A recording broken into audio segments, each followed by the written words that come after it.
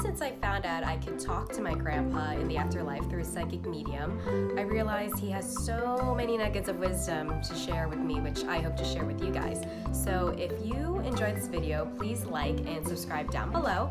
If you have any questions for Grandpa Luan, comment below and they might be featured in our next video. So thanks again for watching, and I hope you enjoy. Hello, Maria. Hey, Train. How's it going? Good. Is my grandpa there? He is. Awesome. Yay. Thank you for pulling him through. Today I have questions about, actually it's about religion and God, pain and suffering and humanity. You know, kind of like, because a lot of times people ask, like, is there, like, does everything happen for a reason? You know, so I think this one, I think a lot of people can relate to. Okay, so I'm just going to dive in. So I have a whole list of questions here, guys. Nice. What? He's excited about this topic. Oh, good. It was because, these are my shower thoughts. Yes. So, what is the point or purpose of religion? Like Judaism, Christianity, Islam, Hinduism, Buddhism. Like, what is its purpose to serve? Because people seem to fight over it, and it just seems more like war than peace sometimes. Religion is a long journey to teach people what separation feels like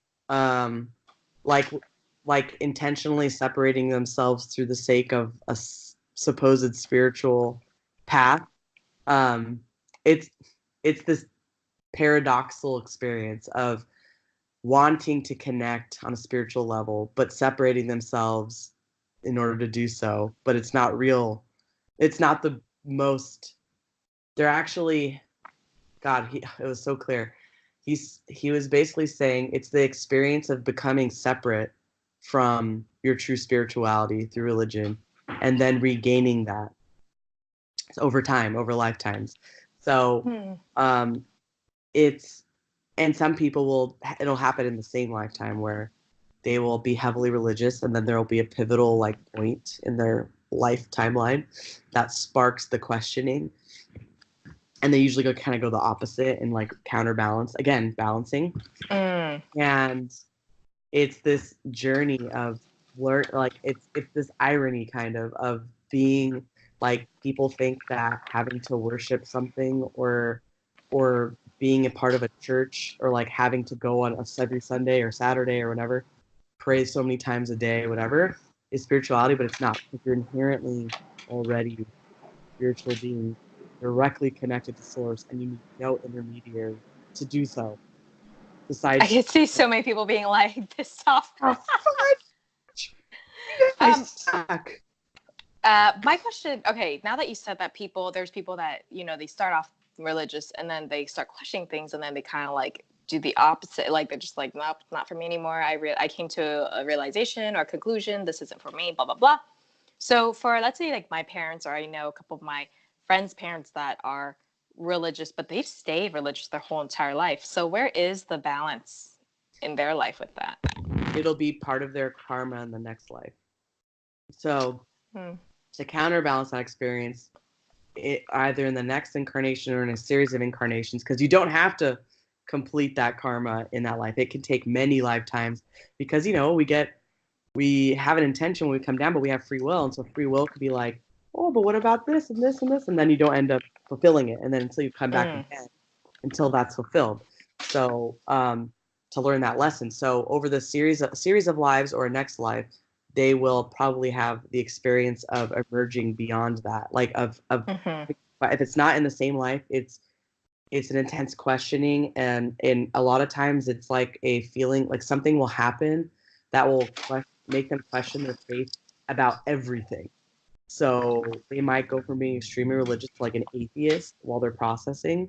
But see, that's not the answer either. Those are both forms of separation, extreme separation from source. Okay. And the balance is knowing it. It's the simplest answer. The simplest answer is that you're already connected and that you don't need anything else to connect you. Okay. It's just the intention and accepting that it is.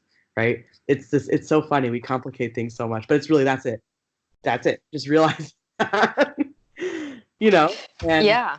stopping the self-hatred and stopping the self-flagellation and just the absolute like fear and panic about dying and the fear and panic about not doing things according to a book that a human wrote. You know what I mean? Like at the end of the day, it's necessary for us to have these religious experiences throughout different lives because it's part of you need to have separation sometimes many times in order to find your way home again. It's like a beautiful experience if you were to see this, take a soul, right? That now go above you and look at their timelines, all the different lives they've lived, different timelines along those lives. You could see this beautiful pattern of, self-hatred, and then questioning, and then deepening religion to counteract the questioning because they feel guilty, right? They and then they start to question again. Then if for some time they separate completely and stop going to the religious practice completely, but then they're in a state of agnosticism, and then they overcompensate again by going back, right? And then they actually, and that could be over the course of many lives or in one life even. And they just realized, oh, I am one with everyone and everything, and oh my God, we're all God. Whoa, okay, crazy. And so go ahead. No, that's an example. Yeah. So I was thinking, because of God, who is God? Does he exist? And is there a God? Absolutely, but God is, a lot of people who start to, accept this awareness of we're all one and from the same source, a lot of people are choosing not to use the word God because of somewhat of a religious affiliation, but it's the same energy. But source is really, people use the word source because it takes away like all of the religious affiliations and more talks about God in the form of an energy. So like an energy source, like this big infinite ball. type of energy. Is he like a big ball of energy? She. Yeah, it would be. So it's not quite fathomable in the human mind, but what I'm being shown is like it's. Here's the thing. There's not necessarily a central place where God is. It is distributed in many universes, timelines, systems, beings. It's just a nebulous light. I'm getting so many chills right now. It's a nebulous light that is in every single thing, everywhere, whether we know it or not, in all galaxies and versions of those galaxies and people and all that. It's in everything. So it's not like there's necessarily a central source. Now, when you pass on, you can meet God. I say he, it's not a he, it's all, okay? The source energy can put itself into any form that would be like most a vessel. Oh, okay. Vessel. Just to communicate with you in a way that, if you want that, or you can just interface directly with the source light, the energy. It's just it's a light. It's almost more like a knowing, a feeling. It's not like because it's so nebulous and in everything. There's not a separation, and when you pass on, you realize that. And so, if you want to talk to God, you just have to talk to God. And you can interact with it in whatever form best suits you. So do we all make up God? We make up God. Yeah, God. So the source energy is not going anywhere. It's always, and the thing is, it's hard for the human mind to wrap itself around this. It's always been and it always will be. And it's everything and it's nothing. And it's all these kind of seemingly paradoxical things. And it's within all of us. So it's hard for us sometimes because we always separate that into a deity or a story or a religion or whatever. And it's not, I mean, it is all those things, but it also isn't. It is. It's just, it is. It's just, it is. It's so hard to put it into words. Yeah. You know what I was thinking? It sounds like God is kind of, or the prime source of energy is everywhere, kind of like oxygen. Is it just kind of like, it's all in us, it's all in everything that's breathing, and then in the afterlife, you'll see it. Yeah. Or the big. It is the entirety of all dimensions of heaven. It is the entirety of all dimensions of existence. It's the dimensions, it's the beings, it's any kind of energetic structure, any kind of anything. Like you actually cannot imagine not God. Yeah. Because it's literally everything. and nothing. The darkness of space is God. Like literally imagining nothing is still God. That's how crazy it is. Got it. Yeah, I know. I think for people that are new to this, because we've seen a YouTube video that I would totally recommend, channeling Eric. That's Erik. That's how you'll learn a lot more about this. But yeah, for someone that's new listening to this, I know their mind is like, what? Because I remember when I watched channeling Eric, I was thinking like, what? Mind blown. But it's hard to fathom sometimes. Yeah, it is, because it's hard to understand what we've been taught or raised with. So what was Jesus's or Muhammad's purpose here on earth, when they came and lived here? So their energies are necessary for different aspects, and like all beings like them that we can consider religious figures or saints or things like that. I mean, there's different types of energies, but people that we end up revering and praying to and all that stuff. Like they came in knowing that would be their destiny, but it was to bring some sort of, how do I say this? So humans have had many, many phases of awareness and consciousness beyond history that we're not even aware of, that hasn't even been discovered archaeologically yet. We've been through experiences many more times than we can even imagine as like societies and civilizations. And there is a time where those beings came in to kind of start a new age of humanity, to help to kind of craft the new consciousness of humanity.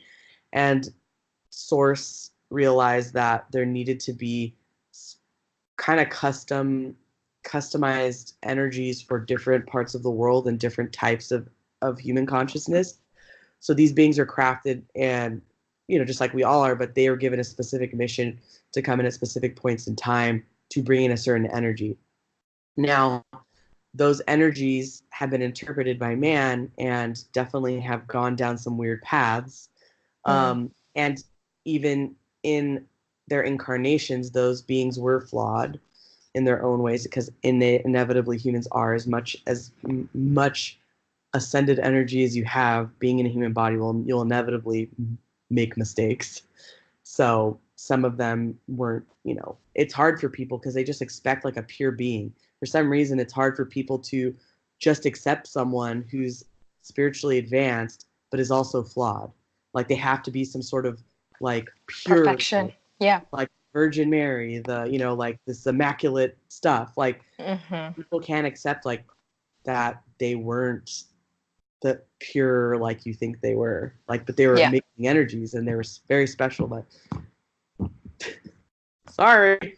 Yeah, kind of like just I remember in watching channeling Eric, where it's like the Bible is written by humans, and so when it's interpreted by humans, so it's not going to be fully factually accurate, but the way humans nowadays interpret the Bible can be very extreme, so. And that's and also that was needed because it's, oh gosh, if you could see like I'm kind of being shown kind of like the master plan that's been put in place it's an ancient in our time. It's ancient, very, very ancient, like beyond ancient. But imagine the patience, right, to like put this plan in play, even by individual, experience by experience, collective and individual, like all put into play like little pieces in a game. Sorry, not to diminish our experience, but just like think of it as like grand, board game, and we're in the beginning part of chess. Yes. You're kind of setting it up. Okay, this is going to do this. If I do this here, but again, there's free will, right? So imagine like you throw in the monkey wrench of free will and you can't guarantee that. So it could take multiple incarnations of that energy to come back in and keep doing stuff. And so those beings have been in Earth many, many, many times without us even knowing it, kind of correcting certain things, trying to bring in or kind of guiding humans back, trying to get them back in the right direction. But it's no easy task because we have a lot of karma and a lot of density that we're dealing with here. So it's a beautifully ornate plan, and now that we don't know about. That we don't even know about. and that there was civilizations and entire like advanced technologies and stuff before what we know was even like the primordial versions of us, right? So Yeah. it's hard to imagine, but I'm sure a lot of people have thought like, what if there was a whole entire like civilization that was already advanced and then they got wiped out and we know nothing about them? Like, like It's part of the plan. it's You like, just don't know. yeah, like so. But this version of humanity is going down this path, and we are evolving, we are growing, and we're in a critical pinnacle right now of kind of merging in all those lessons and starting to ascend to a higher level of consciousness. So Awesome. the plan is coming Oh. together pretty nicely. And is there heaven and hell, or just heaven, happy afterlife? Like, where do bad people go? You know? Well, there's just here's a funny thing. There's not even like heaven. It's a dimensional. It's a change of dimension, you know. And but it's the place where we exist in our pure form.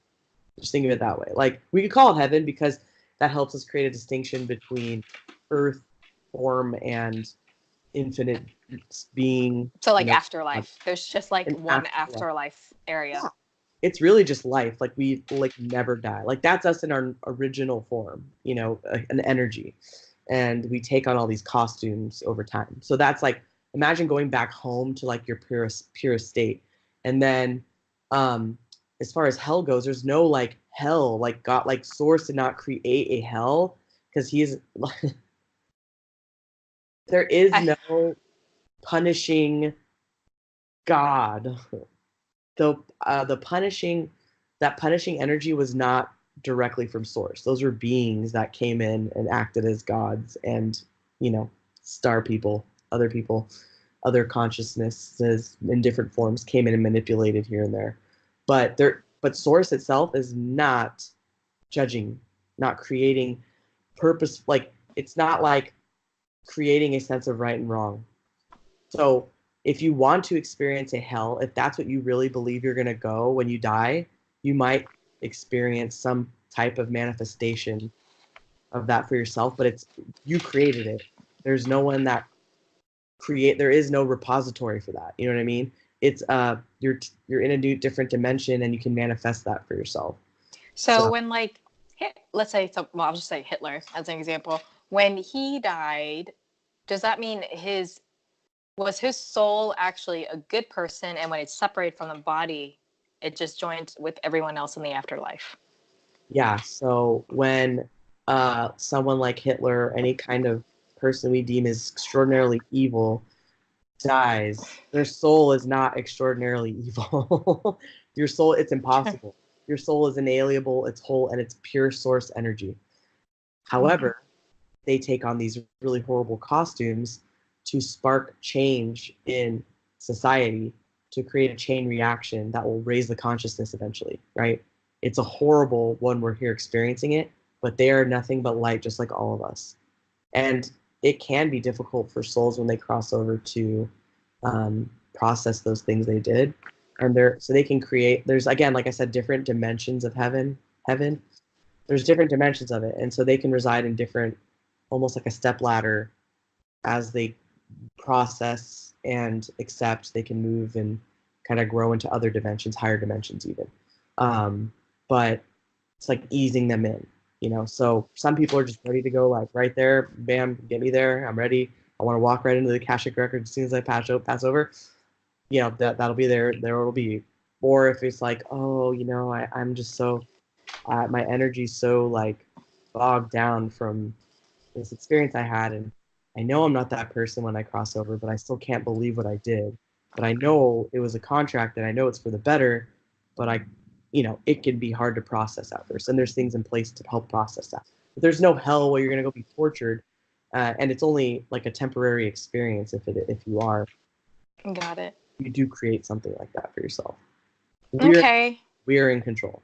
Yes. Okay, well, we're wrapping up against time, so we're going to wrap the session up, and our next session will be talking about pain and suffering, I'm sure in a good, happy way. Pain and suffering. Yes, and the state of humanity. So thank you again, Maria, and thank you, Grandpa, for coming through.